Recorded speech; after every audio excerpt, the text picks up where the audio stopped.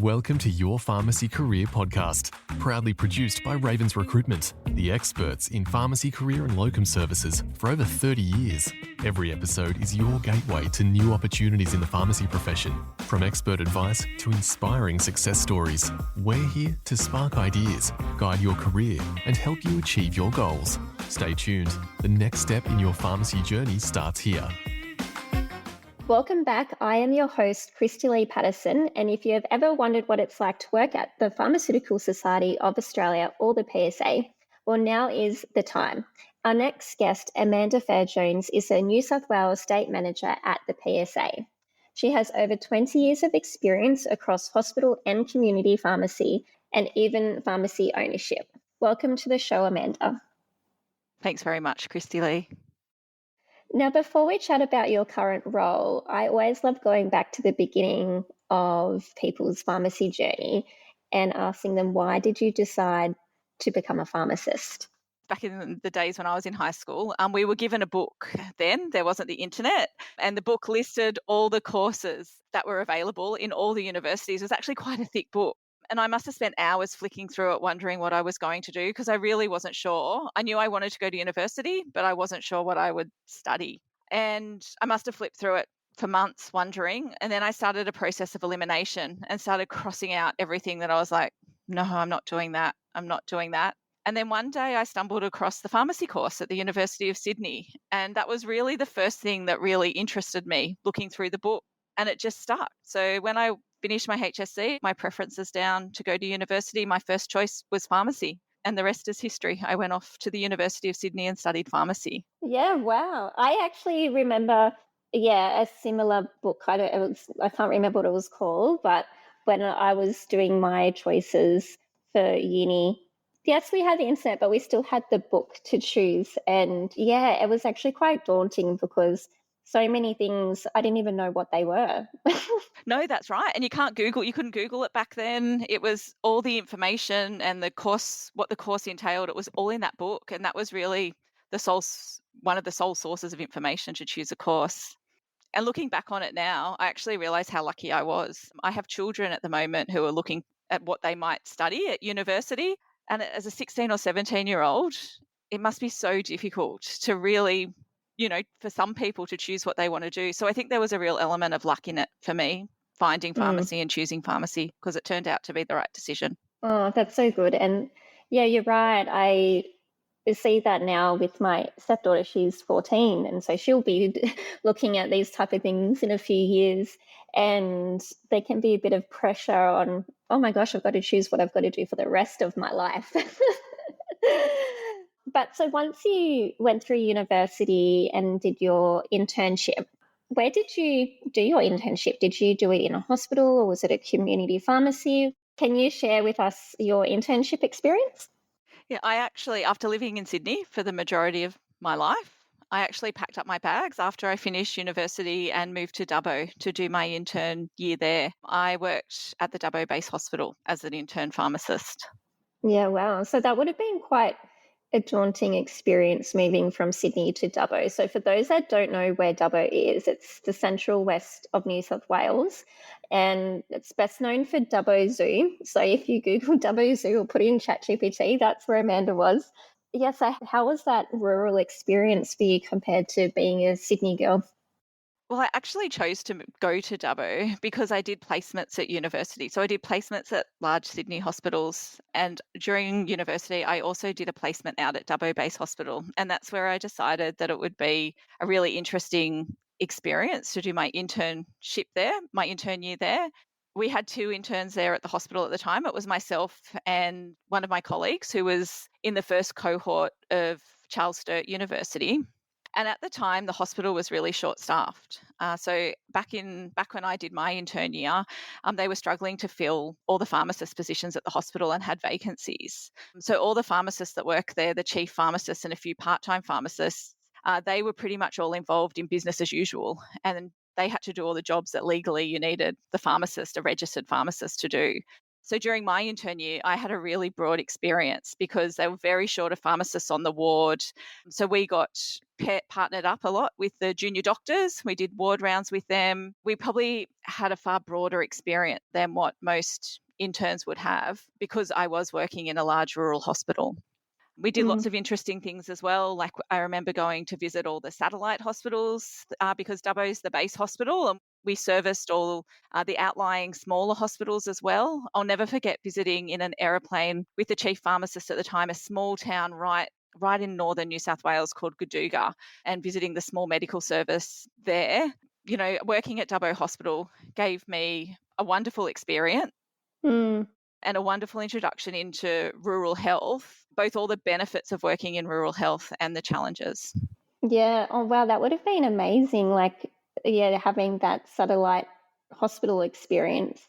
I don't know if I've actually really heard of that term before, which is funny because I've been in rural pharmacy for a long time, but always community based. But I've actually also now heard of some of the places where I do locuming at. I'll get a call from a pharmacist and they say they're from like this virtual pharmacy in somewhere. So I think that must be a very similar thing to what that was, like the satellite or virtual pharmacies. Well, I could do, yeah. I don't, satellite pharmacy is probably not, satellite hospital is probably not the right word. It's probably not the correct term. Yeah, there wasn't, when I did my intern year, there wasn't the telehealth that's available today. I'm pretty sure it was a while ago now, so I'm relying on my memory here. I'm fairly sure at the health service, it would be the nurse who would call the doctor. And I do think they might have had a video link when they needed it. But I'm sure with the technologies these days, that would be much, much more improved. But I guess for me, it was just visiting these rural and these really remote areas where otherwise I never would have visited, and seen how the health system operated in those areas.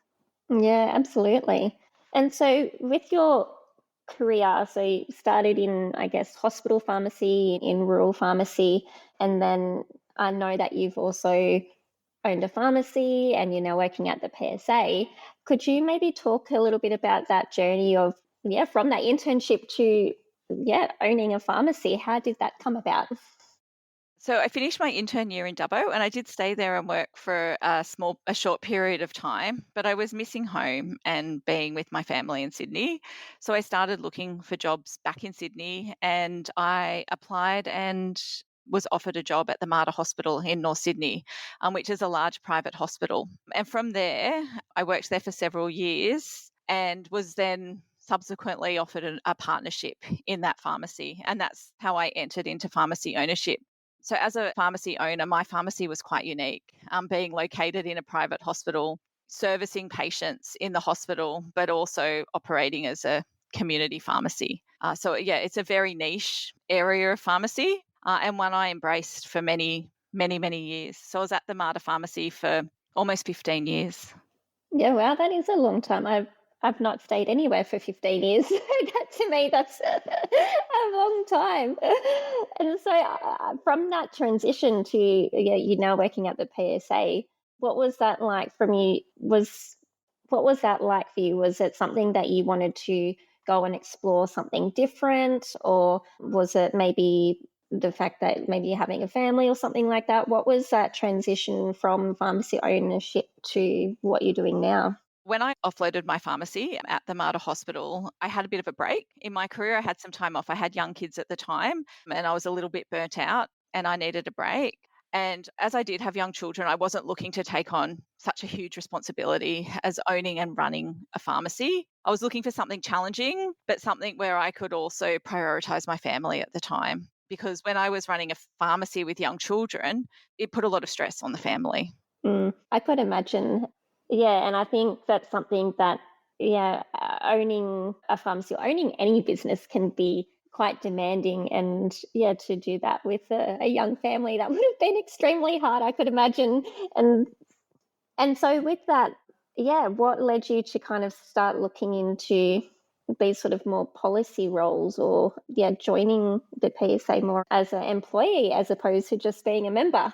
Well, I'd been a PSA member for a long time, and I'd just finished up a contract working at like a short-term hospital role. And I thought I'd have some more time off work. But at the same time, I thought I'd just keep my eye on job ads and see what opportunities were out there. And I saw a role advertised at the PSA for the pharmacist advice line.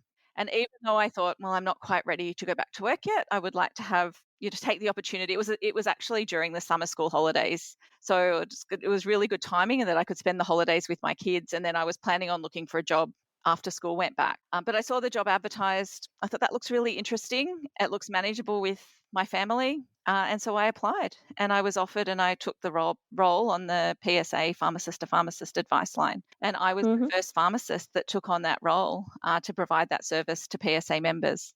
Yeah, wow. I actually, I think that's actually where I first met you. Was like, I think I called you so many times. You're probably, oh gosh, it's Christy again with more questions.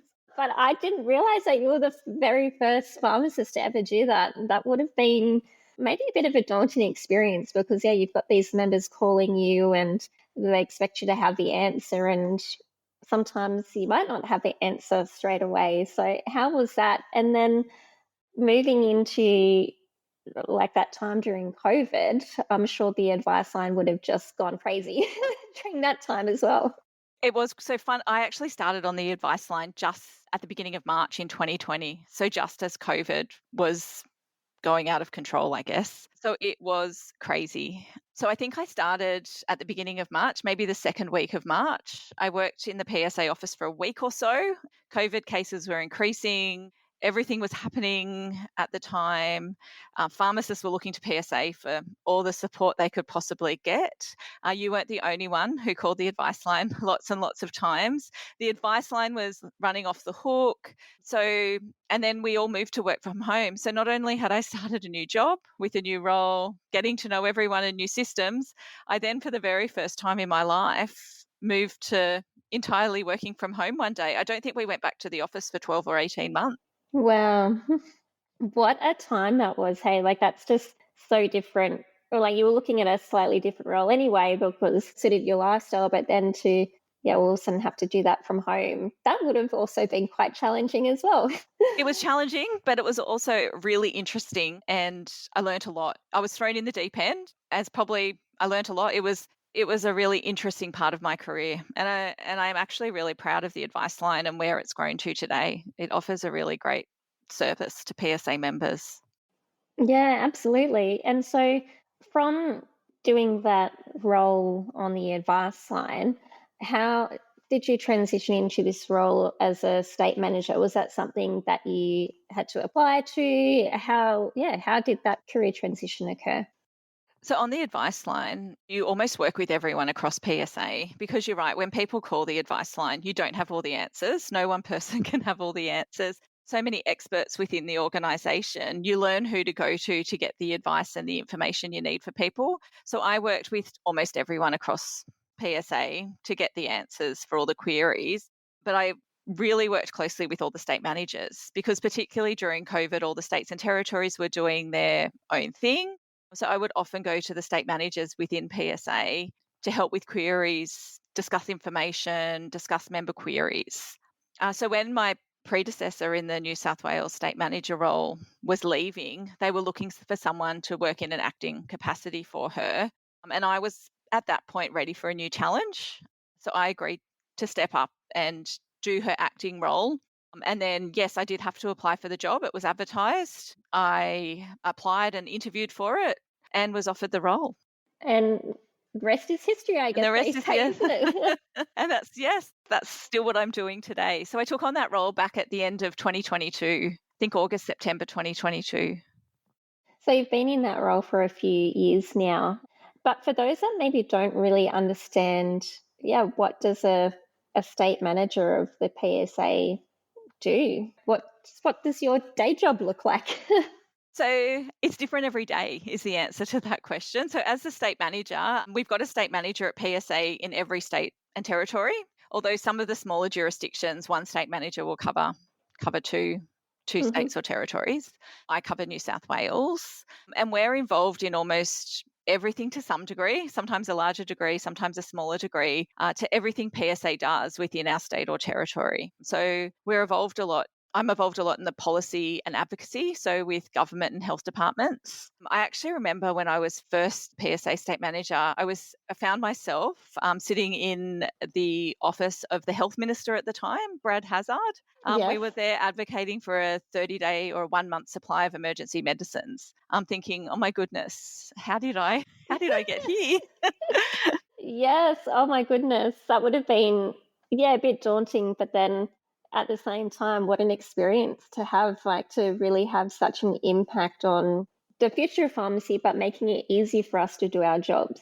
And I think that's what the state managers do at their state and territory level. We try and really advocate for our members and what pharmacists want and keep trying to advance the profession. And I guess that's one of the really rewarding parts of the role. But it's not just policy and advocacy. As state managers, we're involved in. We're also involved.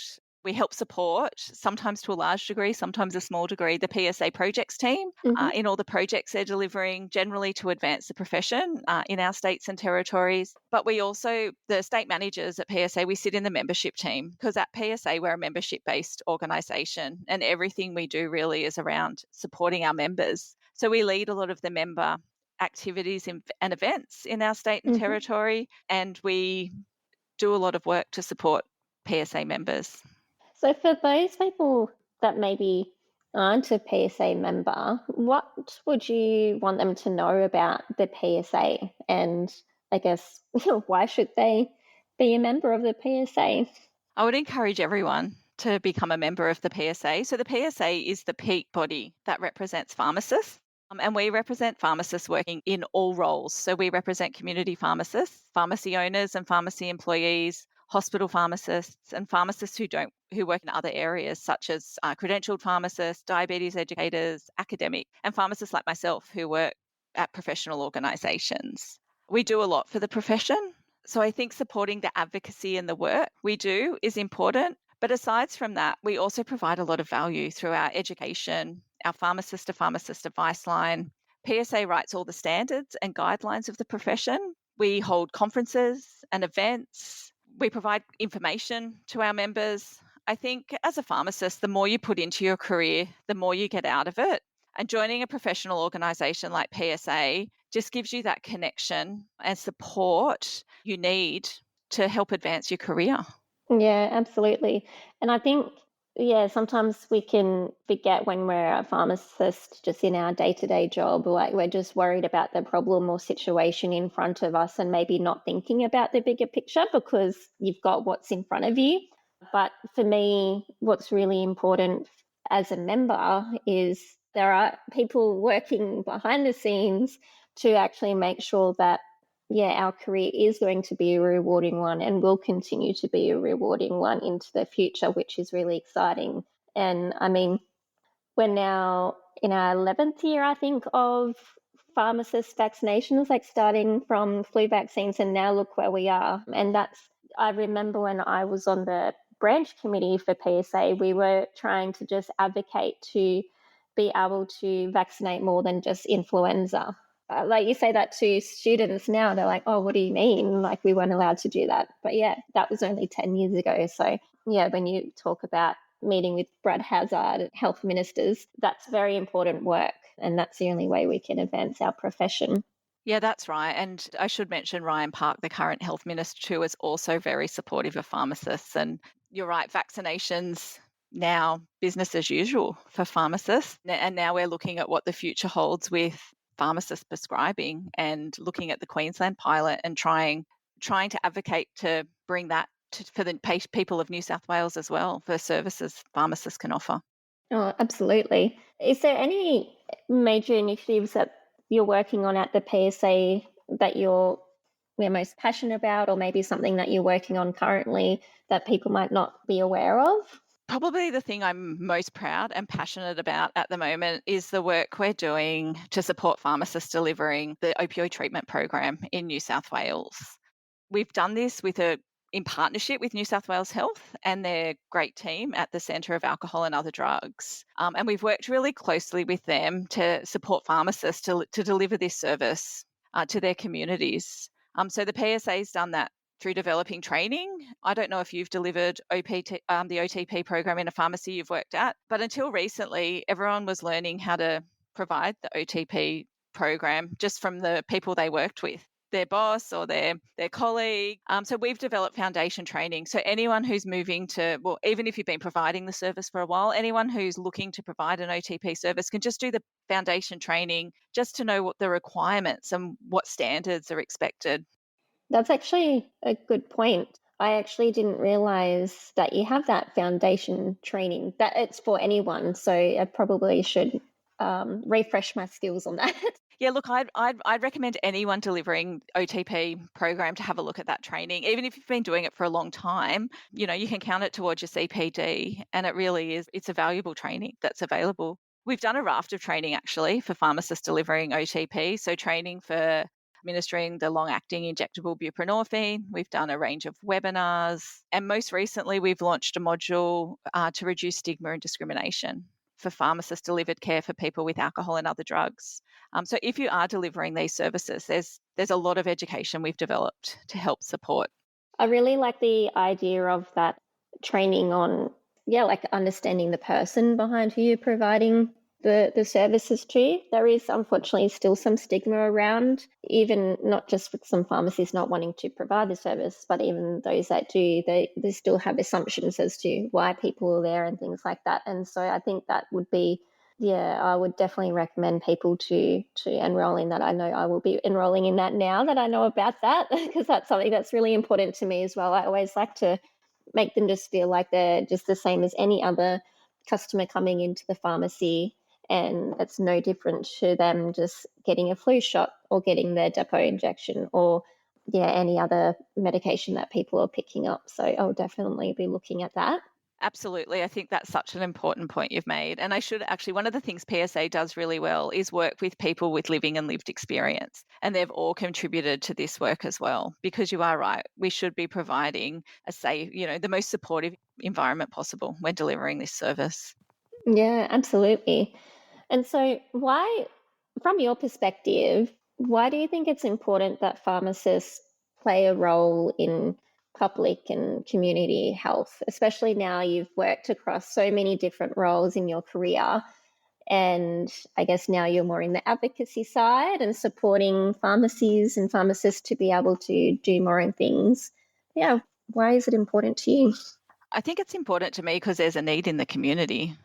So I speak to a lot of pharmacists, and quite often I'm being told that there's more they can do.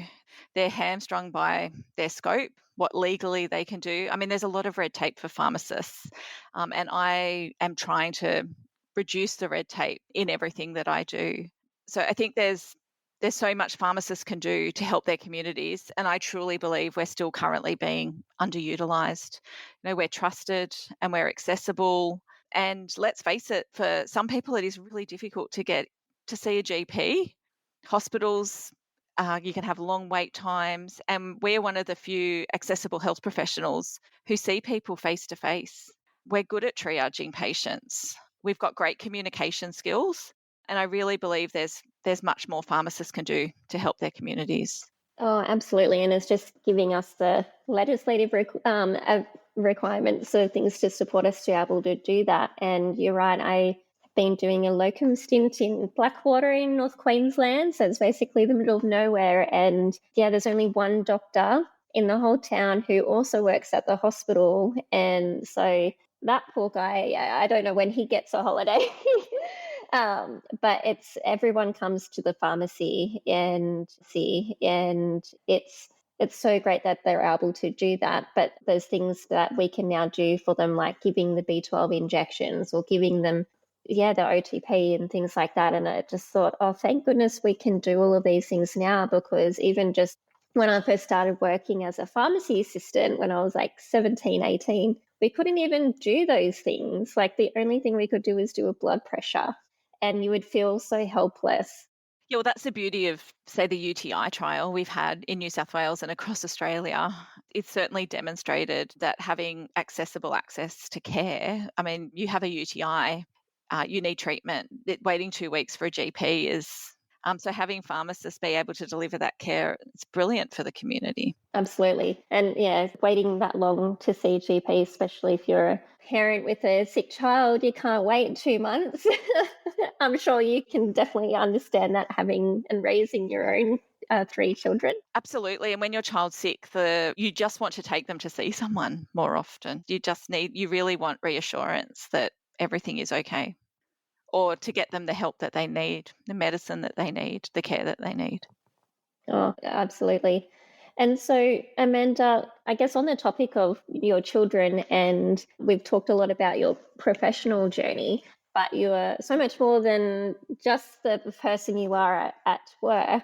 I'd love to understand from your perspective how your personal life has influenced your professional journey, and how maybe over the years of your career, how, yeah, meeting your husband and then having your children, yeah, has that impacted your professional journey? And I'm assuming it's a yes, but I'd love to hear you kind of talk through that a little bit for our listeners.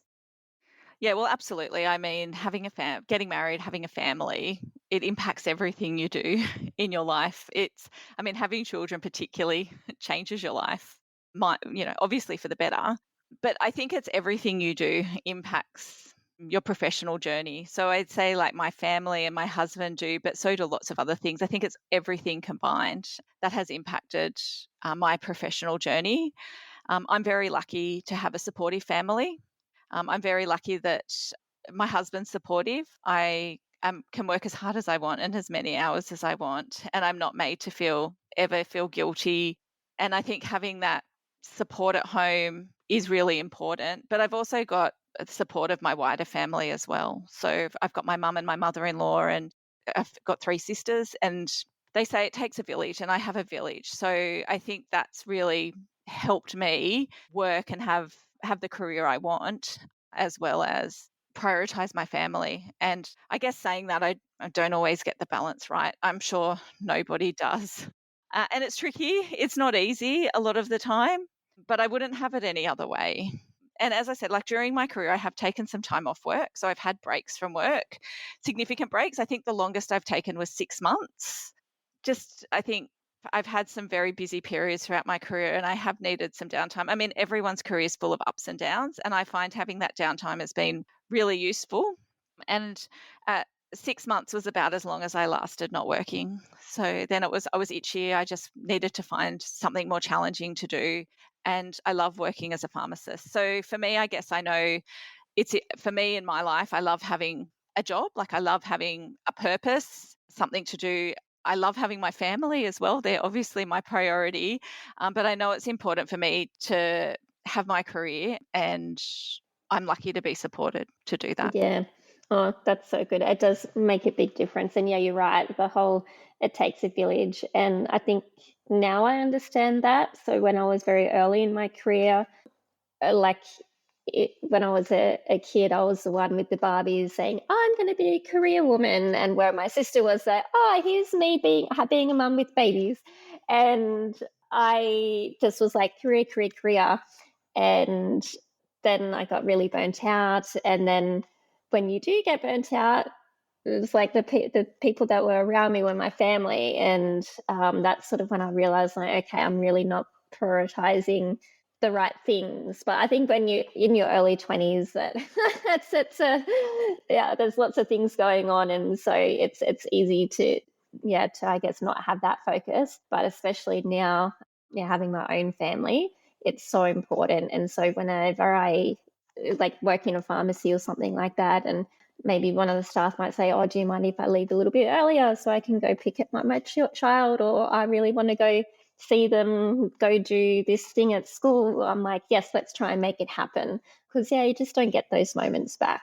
I do agree. Being a mother does make you more flexible with other people in a similar situation in the workforce. Absolutely. But like you said, you worked hard through your 20s. So did I. I worked really hard through my 20s and probably my 30s. And I don't regret it. It did help me step ahead, because once you have kids, it does become much harder. Yes, and I'm lucky. I have stepdaughter, so I don't have to do it full time. So, yeah, I don't think I could handle that. But I guess you figure it out, don't you? I think you always figure it out. I think that's the key. You always figure it out. It's communication as well. It's letting work know what's happening. It's letting your family know what's happening. And you just constantly try and find the balance as best as you can. Yeah, that's it. So, Amanda, we're coming towards the end of the podcast now, which is a bit sad because I'm having so much fun. But I would love to know what excites you the most about the future of pharmacy, especially that you're, I guess, in the thick of it a bit because you're working for an organization that is advocating for the future of pharmacy. So, what are the things are you most excited about? I think it's the opportunities available for pharmacists that excites me the most. It is a really exciting time to be a pharmacist. I speak often to students at universities and I look at them and think, gosh, you are really moving into a changing environment for pharmacists, both in community pharmacy, but also all the other roles that are coming on for pharmacists. So there's expanded scope of practice for community pharmacies, expanded scope of practice could happen for all pharmacists really. But then there's also credentialed pharmacists, pharmacists who are being diabetes educators. There's also the program currently, the aged care on-site pharmacists. So there's so many opportunities available for pharmacists today. I think it's a great time to choose pharmacy for a career. I completely agree with you. And I think when I was just graduating and did my internship, yeah, we couldn't do it a great deal in as pharmacists, and there also was a bit of negativity in the industry with like price disclosures, and there was all these unknowns. And so I remember kind of feeling a bit like, oh my goodness, like what have I done? This isn't anything like the pharmacy I was working at in this little country town. But now, yes, students, I think, yeah, so lucky to be stepping in to this period in our industry, which is very exciting and so many career options. And there's probably going to be so many more career options that we don't even know what they are yet because people will be forging their own path. And I think that one of my favorite things about being a pharmacist is that you can kind of think, okay, well, I want to do this sort of role that matches this thing that I'm interested or because this suits my life now. So I think, yeah, we're very lucky to be in a profession where we have the ability to do that. I completely agree. So for those pharmacists that are, yeah, maybe early in their career, maybe they're a student, or maybe they've just been in their career for a long time and maybe have been thinking about doing something different, but a bit scared because they've been doing the same thing for 10, 15, 20 years. What advice would you give to those people that are listening? I'd say reach out to PSA. If you're a PSA member, call the advice line and have a chat. That's what we're there for. We often get that question. I've been working in the same pharmacy for 20 years, or I've been doing this. What would what are the options? Just have a chat. For pharmacists, there are lots of options these days. Come to conferences is the other thing. Come to the face-to-face networking events and meet people. I mean, recently we had the PSA National Conference, PSA 25. You were there too, Christy Lee. And you can't help but be excited about all the different opportunities for the profession. There were so many presentations from pharmacists doing so many wonderful things. So my advice is if you're looking for a change, get involved, connect. There's so many opportunities there if you go looking. Oh, absolutely. And I didn't realize it was actually another reason why we could call that pharmacist advice line. I guess I've always thought of it as oh my gosh, I don't know about this legal legislation regulation query. But yeah, that's great to know that you can actually use that for advice about anything, I guess, pharmacy related. Anything pharmacy related. We get all sorts of questions. Yeah, brilliant. No, that's great. Really good to know. And I guess too, especially for those that are students or early in their career as well, they can access this as well because students get free membership to PSA, correct? That's right. Students get free membership and the advice line is available for all PSA members. Yeah, brilliant. My last question for you, Amanda, is I think from our discussion, I've noticed that the way that you've approached your career is quite guided by values. We haven't really specifically talked about it, but I can definitely have seen that come through in our conversation, especially when you're talking about your family and also talking about the times in your life where maybe you needed to step back and have a little reset and then go and do something else. Is that something that I've gotten right? Is that something that you do bring to the table, especially when you're working with other pharmacists or people around you? I think it's probably something that's evolved during my career, Christy Lee. I think early on, like you, I was very ambitious. And as time has gone on and I have learnt from my mistakes along the way, yes, I definitely these days am far more guided my values. And I feel honoured to be in the role I am in today and represent pharmacists. It's not a role I take lightly. I want to make sure that I'm doing what I do to the best of my ability because I know it is a privilege to be in I believe it's a privilege to be in the position I'm in. But yes, I do like to feel like I am guided by my values, Mm. making decisions.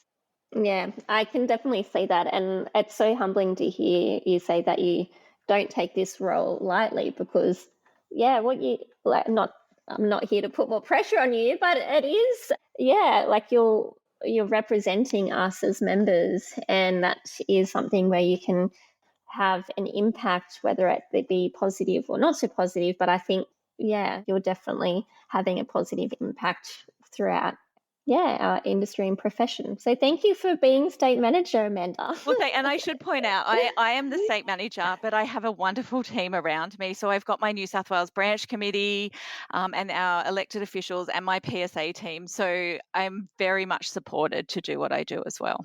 Oh, absolutely. Like you said, it takes a village. It also takes a village to support the PSA members. And I think, until you, like you said, go to a conference and you see how many people are working behind the scenes, it's really quite eye-opening. But then you realize, oh, wow, like there's this huge workforce behind everything that you don't really get to see. So, I know sometimes it can be hard to get away to attend face-to-face events, but I think if you can do it at least once or twice, definitely recommend it. And it's also really good just to get that dip of positivity because everyone that's there is always really positive about the profession and talk to other like-minded people, which is nice. So, Amanda, before we go, do you have anything else you'd like to share with our listeners? No, probably the last message is if you're not a member of PSA, please visit our website, have a look at all the benefits, and please consider joining. You won't regret it. There's a lot we offer, and there's a lot for you and to help with your career that we offer. That's probably my last message. If I can give the PSA a plug. Absolutely can give the PSA a plug because since they're doing so much for our profession, regardless of if you are a member or not. And I think that's probably the message I want to leave our listeners with is even if you're not a member of the PSA, it is still affecting you. And so all of the great things that you get to experience as a pharmacist is because of organisations like the PSA. So, and they can't do it without support from our members. So that's my final piece. Well, thank you so much, Amanda, for joining us on the show. I hope you've enjoyed the experience and we'll speak soon. Thank you very much for having me, Christy Lee.